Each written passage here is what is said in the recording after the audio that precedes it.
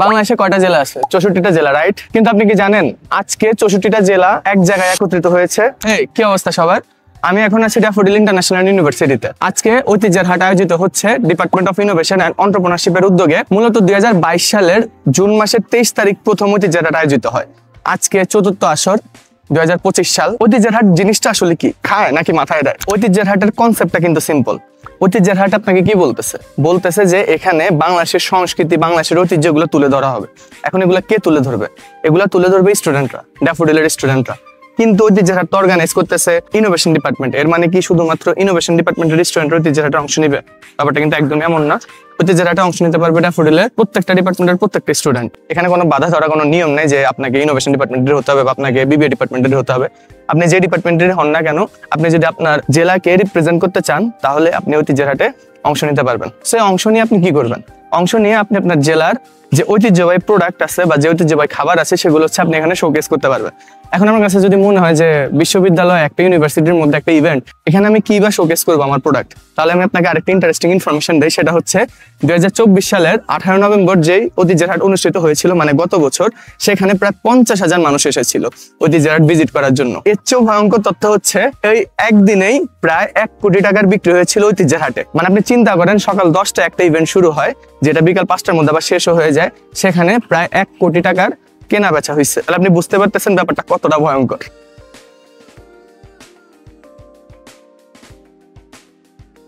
ঐতিহ্যের হাটের কিন্তু আরো অনেক সাইড বেনিফিট আছে। যেমন ধরেন, একজন স্টুডেন্ট সবসময় ক্লাসরুমেই থাকে, সে কিন্তু ক্লাসরুমে পড়াশোনা করে, অ্যাসাইনমেন্ট করে, প্রেজেন্টেশন দেয়, আর অনেক কিছু করে, কিন্তু সে কিন্তু বাইরের দুনিয়ায় এসে বিজনেস করার স্কোপটা পায় না। হয়তো অনেকে করে, কিন্তু সেটার পার্সেন্টেজ খুবই কম। আপনিও জানেন, আমিও জানি। এখন ঐতিহ্যের হাট আপনাকে কি সুযোগ দিচ্ছে? ধরেন একজন স্টুডেন্ট, ছেলে হোক বা মেয়ে, সে ব্যবসা করতে চাইতো কিন্তু ওই সুযোগটা সে পাইতো না। এই ঐতিহ্যের হাট কিন্তু তাকে সেই সুযোগটা করে দিচ্ছে। সে তার জেলার ঐতিহ্যবাহী পণ্য বা খাবার কিন্তু আজকে নিয়ে আসতে পারতেছে।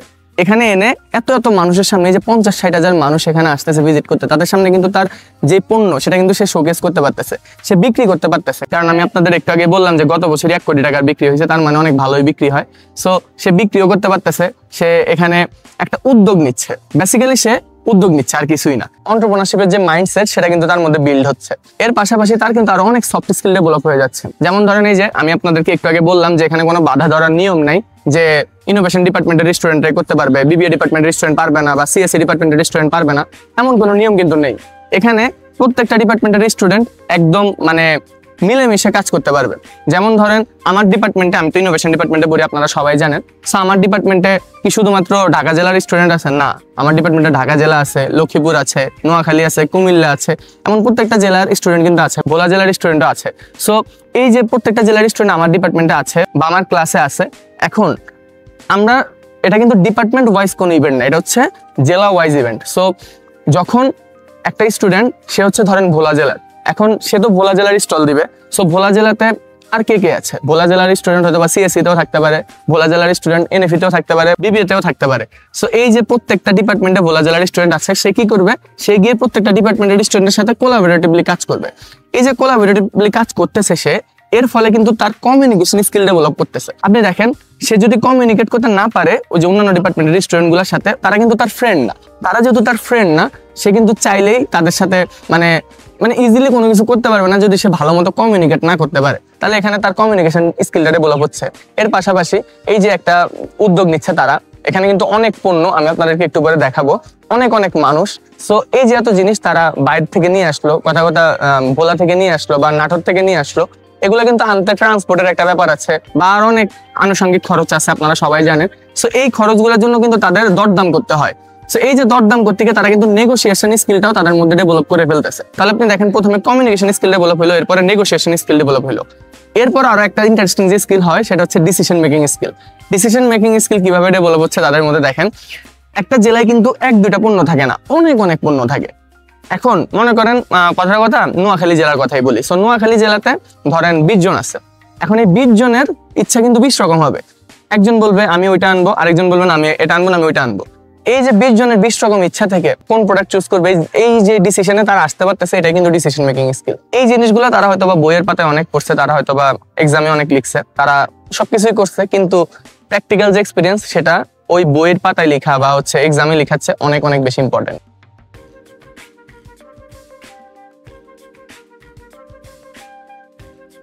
ডিসিশন মেকিং, কমিউনিকেশন, নেগোসিয়েশনের পাশাপাশি কিন্তু তারা টিম ওয়ার্ক করতেছে। সো টিম ওয়ার্ক করার যে একটা মজা বা টিম ওয়ার্ক কিভাবে করতে হয় এই জিনিসপত্রগুলোও কিন্তু তারা শিখতেছে। আর সবচেয়ে মজার যে জিনিসটা তারা শিখতেছে সেটা হচ্ছে এন্টারপ্রেনারশিপের যে মাইন্ডসেট, সেটা কিন্তু তাদের মধ্যে বিল্ড হয়ে যাচ্ছে। এই এন্টারপ্রেনারশিপ মাইন্ডসেট বিল্ড হওয়া যে কত ইম্পর্টেন্ট সেটা তারা হয়তোবা যখন তারা তাদের প্র্যাকটিক্যাল লাইফে যাবে, তারা তাদের কর্মজীবনে যাবে, তখন তারা বুঝতে পারবে। মানুষজনের রিস্ক নেওয়ার ক্যাপাবিলিটি কিন্তু অনেক কম থাকে। আমরা ম্যাক্সিমাম মানুষই ওই যে বলে থাকি যে রিস্ক না নেওয়াই অনেক বড় রিস্ক, কিন্তু এই যে এখানে বিজনেস করতে আসতেছে সবাই নিজ নিজ জেলা থেকে নিজেদের পণ্য নিয়ে আসতেছে। আমি দেখলাম যে চট্টগ্রাম জেলায় তারা একদম একটা আস্ত গরু জবাই দিয়ে দিছে, আস্ত খাসি জবাই দিয়ে দিছে। তারপরে হচ্ছে একদম চট্টগ্রামের যে বাবুর্চি, ওইখান থেকে বাবুর্চি নিয়ে আসছে। সো এগুলো কিন্তু ইনভেস্টমেন্টেরও ব্যাপার আছে। ইনভেস্টমেন্ট কিন্তু কেউ করে না, স্টুডেন্টরা নিজেরাই নিজেদের মধ্যে মানে ভাগ বাটোয়ারা করে দেন ইনভেস্টমেন্টটা করে। সো এখানে কিন্তু তারা রিস্কও নিচ্ছে। যদি বিক্রি না হয়, বিক্রি হবে সেটা আলটিমেটলি সবাই জানেন, বুঝে গেছেন এতক্ষণে যে 1 কোটি টাকা বিক্রি হয়েছে গত বছর।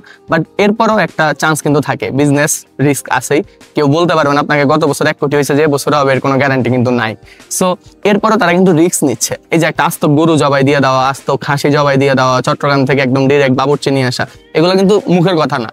এই জিনিসপত্র করতে গিয়ে তাদের নিজেদের মধ্যে রিস্ক নেওয়ার যে মানে মেন্টালিটি বা রিস্ক নেওয়ার যে ক্যাপাবিলিটি বা রিস্ক নিতে হবে, এই যে জিনিসটা মানুষের মধ্যে ভয় কাজ করে, এই ভয় কিন্তু আর কাজ করবে না। একটা সময় গিয়ে তারা যখন তাদের নিজেদের বিজনেসের জন্য রিস্ক নিবে, তারা তখন বলবে আমি তো এর আগেও রিস্ক নিছিলাম, আচ্ছা আমি তো নিতে পারবো। তারা যখন ডিসিশন মেকিং করতে যাবে তাদের নিজের বিজনেসের জন্য, তখন ভাববে আমি তো ডিসিশন মেকিং আগেও করছিলাম ঐতিহ্যের হাটে, তার মানে আমি এখানেও ডিসিশন মেকিং করতে পারবো। তাদের মধ্যে একটা কনফিডেন্স বিল্ড হয়। কনফিডেন্স বিল্ড হওয়াটাই স্বাভাবিক, কারণ আপনি দেখেন একজন ছাত্র বা একজন ছাত্রী সে সবসময় ভাবতো যে সে বিজনেস করবে, কিন্তু কখনো সে বিজনেস করে নাই। সে সবসময় অ্যাকাউন্টিং করছে, লাখ লাখ টাকার হিসাব মিলাইছে, কোটি কোটি টাকার হিসাব মিলাইছে, ফাইন্যান্স করছে, সবকিছু সে করছে। কিন্তু আজকে প্রথম যখন সে প্র্যাকটিক্যালি বিজনেস করবে, যখন সে ইনকাম করবে, সে যখন প্রথম বিক্রি করবে, প্রথমে 100 টাকা বা 200 টাকা, এই টাকাটা কিন্তু তার কাছে ওই যে অ্যাকাউন্টিং এর 1 কোটি 2 কোটি টাকার চেয়ে অনেক বেশি ইম্পর্টেন্ট। কারণ প্র্যাকটিক্যাল লাইফের এক্সপিরিয়েন্স আপনি কোনোদিনও বইয়ের সাথে মেলাতে পারবেন না। অবশ্যই education has its own value, but এরপরও প্র্যাকটিক্যাল এক্সপিরিয়েন্স অনেক বেশি ম্যাটার করে।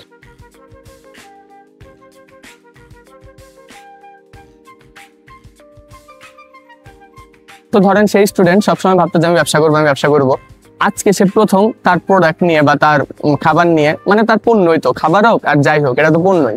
সো এটা নিয়ে যখন মানুষের সামনে আসবে, মানুষজন কিন্তু তাকে ফিডব্যাক দিবে যে আচ্ছা আমরা তো শুনছিলাম যে চট্টগ্রামের এটা তো ভালো, আমরা তো শুনছিলাম নাটোরের এটা আরো ভালো, কিন্তু আপনি তো এটা এত ভালো আনতে পারেন নাই, নকশিকাঁথা নিয়ে আসছে অনেকে আমি দেখলাম। সো এই জিনিসগুলো নিয়ে মানুষ যখন ফিডব্যাক দিবে, তখন কিন্তু তারা আরেকটা জিনিস শিখবে যে কাস্টমার থেকে কিভাবে ফিডব্যাক নিতে হয়, সে ফিডব্যাক থেকে কিভাবে শিখতে হয়, ইভেন এরপরে ওটা ইমপ্রুভ করে কিভাবে নেক্সট ইয়ার আরো ভালো প্রোডাক্ট তাদেরকে দেওয়া যায়। তাহলে আপনি দেখেন আমরা পড়ছিলাম লিন স্টার্টআপ মেথোডোলজি নামে একটা টার্ম পড়ছিলাম, আমি আমার মনে আছে। সো সেখানে বলছিল যে কাস্টমার থেকে আগে ফিডব্যাক নিতে হবে। প্রথমে হচ্ছে একটা এমভিপি লঞ্চ করতে হবে, মিনিমাম ভায়াবল প্রোডাক্ট। ওইটা লঞ্চ করার পরে আপনি হচ্ছে কাস্টমারের কাছে যাবেন, গিয়ে বলবেন কি কি ভালো লাগছে, কি খারাপ লাগছে। দেন কাস্টমার আপনাকে বলবে এটা ভালো লাগছে, এটা খারাপ লাগছে। দেন ওই ফিডব্যাক এনে আপনি ওই অনুযায়ী প্রোডাক্টের মধ্যে ইমপ্রুভমেন্ট আনবেন, এনে তারপরে আপনি আবার প্রোডাক্টটা মার্কেটে ডেলিভার করবেন। তো সেম জিনিস কিন্তু তারা আজকে প্র্যাকটিক্যালি শিখতেছে।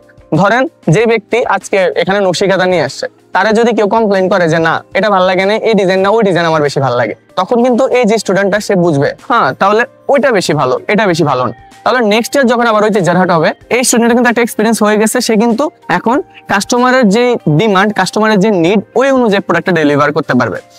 এই যে জিনিসগুলো, এগুলো যে কত ভয়ঙ্কর লেভেলের কার্যকরী, এটা আসলে বলে বোঝানো সম্ভব না। এই জন্যই ড্যাফোডিলের যে চেয়ারম্যান সবুর খান স্যার, তার প্রতি আমার রেসপেক্ট অনেক অনেক বেশি। এমনিতেই আমরা টিচারদেরকে সম্মান করি, কিন্তু ওনাকে আমি আরো অনেক বেশি সম্মান করি। আমার মন থেকে ওনার জন্য অনেক রেসপেক্ট আসে, বিকজ উনি যে ভিশনগুলো দেখেন, এগুলো কিন্তু সচরাচর বাংলাদেশে সবাই দেখে না। যেমন ধরেন আমি যে ডিপার্টমেন্টে পড়ি, ইনোভেশন ডিপার্টমেন্ট, এটার কথাই যদি বলি, বাংলাদেশে কিন্তু আর কোনো ইউনিভার্সিটিতে এখন পর্যন্ত ইনোভেশন ডিপার্টমেন্ট নাই। কেন নাই? কারণ কেউ এই ভিশনটাই দেখতে পারে না, যেটা সবুর খান স্যার দেখছেন। তিনি চিন্তা করছেন যে স্টুডেন্টরা কেন সবসময় পড়ালেখা করে চাকরি করবেন, স্টুডেন্টরা যেন পড়ালেখা শেষ করে বা পড়ালেখা শেষ করার আগেই নিজের কিছু করতে পারে, বিজনেস করতে পারে। কারণ একজন স্টুডেন্ট যদি চাকরি করে, সে শুধু চাকরি করবে, কিন্তু একজন স্টুডেন্ট যদি বিজনেস দাঁড় করাতে পারে, তাহলে সে সেই বিজনেসে আরো অনেকজনকে চাকরি দিতে পারবে। এভাবে কিন্তু আমাদের দেশের বেকারত্ব, মানে যে হার, বেকারত্বের হার, এটা কিন্তু কমবে। সো এই যে ভিশনগুলো এগুলো কিন্তু সবুর খান স্যারই দেখে, এই জন্য আমার স্যারকে অনেক ভালো লাগে এবং স্যারের প্রতি অনেক রেসপেক্ট আসে। এই যে ঐতিহ্যের হাটও উনি চিন্তা করছেন, আপনি দেখেন আর কেউ কিন্তু চিন্তা করে নাই, উনি চিন্তা করছে আচ্ছা ঐতিহ্যের হাট নামে কিছু একটা বানানো যেতে পারে যেখানে 64 জেলার স্টুডেন্টরা তাদের নিজ নিজ জেলার ঐতিহ্যবাহী যে পণ্যগুলো এনে শোকেস করবে। এতে করে যে শুধুমাত্র আমাদের ডিপার্টমেন্ট বা আমাদের ইউনিভার্সিটি ড্যাফোডিলের ব্র্যান্ডিং হচ্ছে এমন কিন্তু না, পুরো বাংলাদেশের ব্র্যান্ডিং হচ্ছে। কারণ ব্র্যান্ডিং বাংলাদেশের অনেক বড় প্রমোশনের যে একটা পার্ট, সেটা কিন্তু এই ঐতিহ্যের হাট। ঐতিহ্যের হাটের মাধ্যমে ব্র্যান্ডিং বাংলাদেশে প্রমোট করতেছে বাংলাদেশের ঐতিহ্য, বাংলাদেশের সংস্কৃতি। এই যে হাজার হাজার মানুষ এখানে আসতেছে, তারা কিন্তু সবাই সবার ফিডব্যাক জানাচ্ছে, সবাই কিন্তু এখান থেকে কিছু না কিছু শিখছে। সবচেয়ে বেশি উপকার যার হচ্ছে এই যে স্টুডেন্টগুলার, যে স্টুডেন্টগুলো একদম প্র্যাকটিক্যাল এক্সপিরিয়েন্স, প্র্যাকটিক্যাল লার্নিং নিতে পারতেছে, যেটা তারা কল্পনাও করতে পারবে না তাদের লাইফে কত ইম্প্যাক্ট ফেলবে। প্রতিবারই ঐতিহ্যের হাটে প্রায় 400 থেকে 500 student as an entrepreneur participate করে। যখন ঐতিহ্যের হাট শুরু হয়েছিল 2022 সালে, তখন 390 জন স্টুডেন্ট পার্টিসিপেট করেছিল। এই বছর প্রায় 400 থেকে 450 স্টুডেন্ট পার্টিসিপেট করেছে অ্যাজ অ্যান এন্টারপ্রেনার। তাহলে আপনি চিন্তা করেন কত বড় একটা নাম্বার, 450 স্টুডেন্ট আজকে তাদের লাইফের প্র্যাকটিক্যাল এক্সপিরিয়েন্স, প্র্যাকটিক্যাল লার্নিং নিয়ে বাসায় যাবে। এই জিনিসটা আসলে অনেক জোস অ্যান্ড এই জিনিসটা আসলেই মানে খুবই ভালো লাগতেছে এখানে এসে, এই জন্য আপনাদের সাথে শেয়ার করা। এখন আমি যাবো ঐতিহ্যের হাটের ভেতরে। অনেক মানুষ, অনেক মানুষ। আমি আসলে একটু আগে গেছিলাম, সো আমি জানি না ওইখানে আমি ভিডিও করতে পারবো কিনা বা আপনাদেরকে দেখাতে পারবো কিনা, বাট চেষ্টা করে দেখি করা যায় কিনা। আপনারা দেখতে পাচ্ছেন এটা হচ্ছে ঐতিহ্যের হাটের গেট। এখন আমরা এই গেট দিয়ে যাব, ভিতরে গিয়ে দেখবো যে আসলে কয়টা স্টল বসেছে। আপনারা ইতিমধ্যে জানেন যে 400 থেকে 500 স্টুডেন্ট পার্টিসিপেট করে অ্যাজ অ্যান এন্টারপ্রেনার। এখন আমরা গিয়ে দেখবো আসলে কতজন স্টুডেন্ট পার্টিসিপেট করেছে। আমি আসলে জানি না এখন যে আমি ভিতরে যেতে পারবো কিনা, কারণ এত মানুষ, আর গেলেও ঠিক মতো ভিডিও করতে পারবো কিনা আমি সেটাও জানি না, বাট এরপর আমি চেষ্টা করছি, গিয়ে আপনাদেরকে দেখানোর চেষ্টা করবো যে সেখানে কয়টা স্টল বসেছে। এই যে ঐতিহ্যের হাট আপনারা দেখতে পাচ্ছেন, কিন্তু অনেক মানুষ ভেতরে। আমি আসলে ভেতরে গিয়ে হয়তোবা রোল নিতে পারবো না, কিন্তু আপনাদেরকে যদি আমি একটু দেখাই ঐতিহ্যের হাটের ভেতরে কি কি আছে না আছে। ঐতিহ্যের হাটের ভিতরে আজকে প্রায় 60টা স্টল বসেছে 64 জেলা থেকে, যারা তাদের জেলাকে রিপ্রেজেন্ট করতেছে। ঐতিহ্যের হাটের ভিতরে আমি যাচ্ছি এখন থেকে আর কোনো সাউন্ড থাকবে না ভিডিওতে, সেই অবধি যদি আপনি দেখে থাকেন। এরপর আপনি চাইলে ভিডিওটা স্কিপ করতে পারেন, কারণ এখন জাস্ট আমরা ভিতরের বিরল নিব। আমি জাস্ট আপনাদেরকে এই ভিডিওটা এই কারণেই আপনাদেরকে একটা জিনিস বোঝাতে চেয়েছি যে আপনি যদি কোনো বিজনেস করতে চান তাহলে সেটা শুরু করেন, কারণ প্র্যাকটিক্যাল লার্নিং বা প্র্যাকটিক্যাল এক্সপেরিয়েন্সের সাথে অন্য কিছুর তুলনা হয় না। ধরেন আপনি বইতে যেগুলো পড়তেছেন, সারা জীবন ক্লাসরুমে যেগুলো পড়তেছেন বা অনেক কোর্স করতেছেন, কিন্তু দিন শেষে যদি আপনি প্র্যাকটিক্যাল লার্নিং বা প্র্যাকটিক্যাল এক্সপেরিয়েন্স আসলে গেইন করতে না পারেন, তাহলে আপনার বিজনেসের যে রিয়েল লার্নিং সেটা আপনি কখনোই পাবেন না। এই জন্য এরকম যেসব ইভেন্ট আছে বা যেসব জায়গায় আপনি আপনার কাস্টমারের সাথে রিয়েল টাইম কমিউনিকেট করতে পারেন, সেসব জায়গায় পার্টিসিপেট করার চেষ্টা করেন। আর কোনো বিজনেস করার চিন্তা যদি করে থাকেন, তাহলে বিজনেস শুরু করে দেন, কারণ বিজনেস শুরু করার পরে আপনি ফেল করেন বা সাকসেস করেন, যাই করেন না কেন আপনি শিখবেন, আর শেখাটাই সবচেয়ে বেশি ইম্পর্টেন্ট। সেই শেখা কোনোদিনও কোর্স করে হবে না, কিংবা এরকম ইউনিভার্সিটিতে পড়াশোনা করে হবে না। প্র্যাকটিক্যাল বিজনেস শিখতে গেলে আপনাকে বিজনেস করতে হবে, বিজনেসের মাঠে নামতে হবে। তো চলুন ঐতিহ্যের হাট ঘুরে দেখা যাক।